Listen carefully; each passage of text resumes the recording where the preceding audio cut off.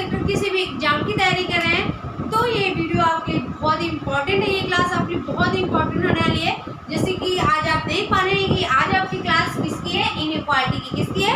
Inequality की। जो आपकी बैंकिंग में रीजनिंग आती है उसी के ये चैप्टर टॉपिक है इनइक्वालिटी। ठीक है, तो गाइस मैं बता दूं कि आपको क्लर्क का पेपर हो या पीओ का पेपर हो, किसी का भी एग्जाम हो, आपके इनइक्वालिटी चैप्टर बहुत ही इंपॉर्टेंट है, जरूर आपके एग्जाम में पूछा जाता है। और मैं बता दूं 5 मार्क्स के आपके इसके क्वेश्चन जरूर आते हैं। ठीक है, तो गाइस मैं आपको बहुत ही बेसिक कॉन्सेप्ट समझाने वाली हूँ, जिससे आप सभी क्वेश्चन, कोई भी क्वेश्चन इजी से डिफिकल्ट टाइप का कोई भी क्वेश्चन आ जाता है तो आप आसानी से उस क्वेश्चन को अटेम्प्ट कर सकते हैं। ठीक है, तो गाइस चलिए स्टार्ट करते हैं।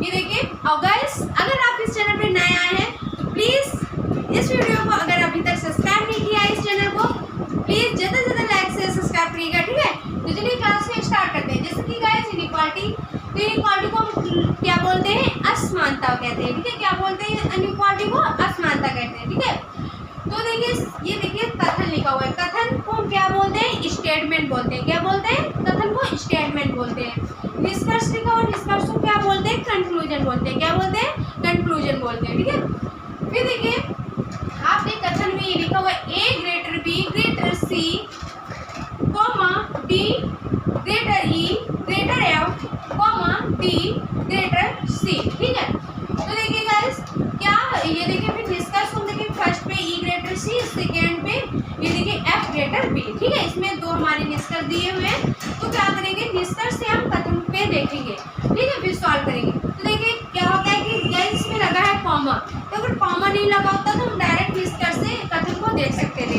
डायरेक्ट हम क्वेश्चन को बना सकते थे, बट आपने लगाया कॉमा, तो कॉमा के क्वेश्चन में क्या करते हैं कि पार्ट बना के क्या करते हैं सॉल्व। इसको क्या बना करते हैं? पार्ट बनाते हैं। जहाँ से कॉमा लगा हुआ है वहीं से हम पार्ट इस तरीके से बनाते हुए चलेंगे। तो इसमें देखिए हमारे दो कॉमा लगे हुए हैं, तो देखिए यहाँ से हमारे 3 पार्ट बन गए। ये देखिए first part, second part, comma के इधर थर्ड पार्ट। इसी के आगे अगर आप कॉमा के आगे और भी लेटर कोई लिखे होते हैं तो इस तरीके से first, second, third, fourth, fifth इस तरीके से बनाते हैं। ठीक है, तो मैंने कुछ इस तरीके से पार्ट बनाए हुए हैं। अब मुझे देखना है निष्कर्ष को। फर्स्ट को देखेंगे सबसे पहले, क्या लिखा हुआ है? ई ग्रेटर सी। तो हम देखेंगे कथन पे देखना होता है मुझे कि ई कहाँ पे लिखा हुआ दिख रहा है। तो देखिए मुझे ई यहाँ पे लिखा हुआ दिख रहा है और सी कहाँ पे लिखा हुआ है? तो देखिए सी यहाँ पे लिखा हुआ है, सी यहाँ पे लिखा हुआ है। अब हम किस सी को देख सकते हैं, ये कैसे मुझे पता चलेगा, मैं आपको बताती हूँ। जैसे कि यहाँ पे ए और बी, यहाँ पे लिखा हुआ है ए, इस सी के पास ए और बी लिखा हुआ है, इस सी के पास केवल ओनली डी लिखा हुआ है। तो क्या करते हैं कि जब कॉमा नहीं लगा होता है तो हम डायरेक्ट क्वेश्चन को सॉल्व कर सकते हैं। अगर कॉमा लगा होता है तो कैसे सॉल्व करते हैं? कॉमन लेके सॉल्व करते हैं। क्या करते हैं? कॉमन लेके सॉल्व करते हैं। तो हमें मुझे लेना पड़ेगा यहाँ पे कॉमन। तो कॉमन कैसे लेंगे ये देखते हैं। देखिए ई हमें एक ही जगह मिला हुआ है। ठीक है, और मुझे सी एक जगह ये है, एक जगह ये है। मुझे फर्स्ट पे सी लिखा हुआ दिख रहा और थर्ड पे सी लिखा हुआ दिख रहा है। ठीक है, तो हम कैसे जानेंगे कि फर्स्ट को लिखेंगे, थर्ड से सी को देखें, तो क्या होगा? सबसे पहले जहाँ पे ई लिखा हुआ है तो ई को हम सी की तरफ ये देखेंगे कि मुझे क्या कॉमन मिल सकता है। तो सबसे पहले देखेंगे ई के, इसमें देखेंगे पार्ट में ई हमारे किस पार्ट में है? सेकेंड पार्ट में है। तो क्या लिखा हुआ है? डी ई एफ लिखा हुआ है सेकेंड पार्ट पे। तो अगर हम सी को उसी तरफ लिखेंगे, सी को उस मतलब कि उसमें देखेंगे, उस पार्ट पे देखेंगे जिसमें हम कॉमन ले सकें। तो डी लिखा हुआ है इसमें, एफ लिखा हुआ है ई पे।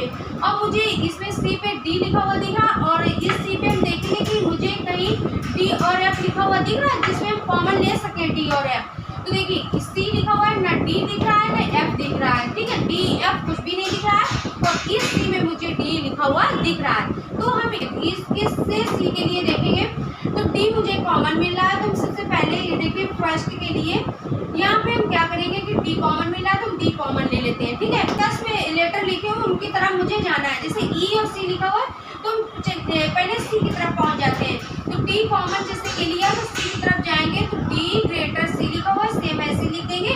अब मुझे बचा ई, तो ई की तरफ मुझे जाना है। तो ई की तरफ कैसे जाएंगे? डी ये रहा, डी तो ये लिखा हुआ है, अब मुझे ई तक जाना है। तो सबसे पहले ई यहाँ पे लिखेंगे। अब मुझे ये देखना है कि साइन किस तरफ लगा हुआ है, डी ई के साथ साइन कैसा जा रहा है, डी की तरफ या ई की तरफ। तो डी की तरफ ग्रेटर दिखा रहा है तो डी की तरफ इस तरीके से ग्रेटर दिखा देंगे। अब मुझे देखिए इतना मैंने सॉल्व किया। अब मुझे फर्स्ट को ये देखना है कि ई और ग्रेटर सी है, तो ई से मुझे सी की ओर देखना होगा।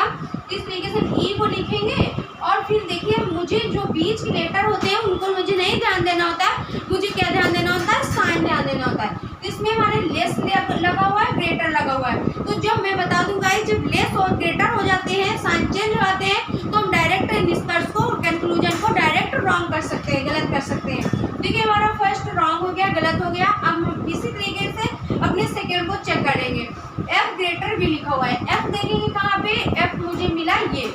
अब एफ ग्रेटर बी लिखा हुआ है, बी कहाँ पे लिखा हुआ है, बी ये लिखा हुआ है। बी मुझे कहीं भी नहीं लिखा हुआ दिख रहा है, बी के और ओनली यही लिखा हुआ दिख रहा है। तो इस तरीके से एफ से बी की तरफ देखेंगे, ठीक है, बी की तरफ देखेंगे। फिर देखिए मुझे कॉमन भी लेना है, ठीक है, फर्स्ट और सेकेंड मुझे कॉमन भी लेना है। तो देखिए कॉमन क्या मिल सकता है, ए बी, और ये देखिए बी तो मैंने इस पे लिखा हुआ है निष्कर्ष पे, तो बी को तो मैंने देखा ही, एफ को बी पे देखना है, ठीक है। तो ए सी लिखा हुआ है और इसमें देखेंगे क्या क्या लिखा हुआ है, ई और डी लिखा हुआ है। तो इसमें तो मुझे ई डी और ये देखिए ए, इसमें सी लिखा हुआ है, तो इसमें तो कुछ भी कॉमन नहीं मिल रहा है। तो हम क्या करेंगे कि सबसे पहले हम क्या कॉमन ले सकते हैं, तो इस तरीके से हम नेक्स्ट दूसरे मतलब कि जब इस फर्स्ट पार्ट और सेकेंड पार्ट का एफ भी है, तो जब इसमें कॉमन नहीं मिलता तो हम नेक्स्ट जो और पार्ट होते हैं उसमें ये देखते हैं कि क्या मुझे इससे कॉमन कहीं से मिल सकता है। तो देखिए जैसे कि इसमें सी और ये देखिए डी ग्रेटर सी लिखा हुआ है। तो हम क्या करेंगे कि अगर हम यहाँ पे हम सेकेंड को सॉल्व करते हैं, इसको सेकेंड निष्कर्ष को सॉल्व कर रहे हैं, तो थर्ड से कॉमन लेंगे सी को, ठीक है। अगर हम सी को यहाँ पे कॉमन ले लेते हैं तो देखिए सी से हम कहाँ के लिए जा सकते हैं, डी के लिए जा सकते हैं, सी से डी के लिए जा सकते हैं। तो इस तरीके से सी के लिए डी जाएंगे और देखेंगे साइन कहाँ लगा हुआ है, तो डी की तरफ लगा हुआ है, इस तरीके से डी की तरफ लगा देंगे। अब देखिए जो मुझे अगर नेक्स्ट पार्ट जो होते हैं, तो उसमें जो पार्ट होते हैं तो उनसे ये देखना होता है कि क्या मुझे इसमें इस पार्ट में हम आ सकते हैं कॉमन, मतलब कि इस पार्ट से हमारा बन सकता है। तो जैसे कि जहाँ ये देखिए जैसे मुझे डी मिल गया, तो देखिए डी मुझे सेकेंड पे मिल गया, तो हम डी से कहाँ के लिए आ सकते हैं, एफ के लिए आ सकते हैं। तो इस तरीके से हम डी के लिए एफ के तक ऐसे सेम लिखते हुए चलेंगे, इस तरीके से आ जाएंगे, ठीक है। फिर हम देखिए ये देखिए एफ के लिए तो आ गए। अब मुझे सी से हम बी के लिए आ सकते हैं, देखिए ये सी रहा फर्स्ट पे और मुझे बी के लिए आना है, तो बी के लिए आ सकते हैं। तो यहाँ पे बी लिखेंगे और ये देखेंगे कि साइन किस तरफ लगा हुआ है, तो बी की तरफ साइन लगा हुआ है, तो इस तरीके से हम बी की तरफ साइन लगा देंगे। तो देखिए अब हम इसमें देखेंगे कि ये बी से एफ के लिए ये देखेंगे कि मुझे साइन कैसे दिख रहा है, ठीक है। तो बी से इस तरीके से हम बी से इस तरीके से हम देखेंगे, बी से एफ के लिए देखेंगे, बीच के मुझे लेटर को नहीं ध्यान देने, मुझे साइन ध्यान देने। तो ग्रेटर लेस ग्रेटर ग्रेटर, तो देखिए ग्रेटर लेस मैंने बताया आपको फर्स्ट में, जैसे कि साइन चेंज हो गया ग्रेटर लेस, तो जब साइन चेंज होते हैं तो हम डायरेक्ट रॉन्ग कर सकते हैं, ठीक है। तो देखिए सेकेंड भी निष्कर्ष हमारा रॉन्ग आया हुआ है। तो देखिए हमारे फर्स्ट सेकेंड दोनों निष्कर्ष सॉल्व हो चुके हैं, बस इसी तरीके से आप सॉल्व करेंगे। और ये देखिए कभी कभी क्वेश्चन में पूछ दिया जाता है कि मुझे गलत आंसर का चयन करना है, या पूछ दिया जाता है कि सही आंसर का चयन करना है, तो किस तरीके से करेंगे। जैसे आप निष्कर्ष पे देखेंगे, अगर आपसे पूछ दिया जाएगा कि सही उत्तर का चयन करना है, ठीक है, अगर आपसे पूछा जाएगा कि सही उत्तर का चयन करना है, तो जो आपके निष्कर्ष सही होंगे उनको हम टिक करेंगे। तो ऑप्शन पे लिखा हुआ होगा ना तो फर्स्ट निष्कर्ष और ना ही सेकेंड, ठीक है, ना ही सेकेंड अनुसरण करता है, ठीक है, इस तरीके से लिखा होगा। तो इसका मतलब कि ना तो फर्स्ट ना ही सेकेंड अनुसरण करता है, ठीक है, मतलब कि फर्स्ट भी नहीं सही है और सेकेंड भी नहीं सही। अगर आपका सही उत्तर के चयन के लिए पूछा जाएगा तो ये आपको टिक करना है, ठीक है। तो इसी तरीके से अगर रॉन्ग के लिए बोला जाएगा तो जो रॉन्ग है तो वही हमारा सही होगा, क्योंकि रॉन्ग के लिए बोला जाएगा, ठीक है। तो बस इसी तरीके से आपके लिए क्वालिटी क्वेश्चन बनते हैं और इसी तरीके से गाइस आपको समझ में आ होगा। मैंने आपको बहुत ही बेसिक कॉन्सेप्ट से समझाया हुआ है, इसी के अकॉर्डिंग आप करेंगे इसी कॉन्सेप्ट से, तो आप 5 में 5 मार्क्स जरूर ला सकते हैं। कोई भी इजी से डिफिकल्ट लेवल तक का क्वेश्चन होगा, पीओ का, क्लर्क का, किसी भी एग्जाम का आपको क्वेश्चन होगा, तो आप आसानी से इस क्वेश्चन को अटेम्प्ट कर सकते हैं। इसी टाइप के क्वेश्चन की रिकॉर्डिंग क्वेश्चन के आपको बहुत सारी प्रैक्टिस करनी होगी। अभी स्टार्टिंग में थोड़ा टाइम लग सकता है, ठीक है, बट आप जब इसी तरीके से ज़्यादा क्वेश्चन करेंगे तो आपसे कम टाइम में भी क्वेश्चन क्वेश्चन सॉल्व होने लगेंगे, ठीक है। तो बस ऐसे ही गाइस अपनी कंसिस्टेंसी के साथ अपनी तैयारी करिए, ज़्यादा से ज़्यादा प्रैक्टिस करिए, ठीक है गाइस। और बस कंटिन्यूसली अपनी पढ़ाई को कंटिन्यू रखिए। मिलते हैं नेक्स्ट वीडियो में, मैं आपके लिए इसी तरीके की वीडियोज़ लाती रहूँगी और मिलते हैं नेक्स्ट वीडियो में। तब तक के लिए thank you so much guys, all the best.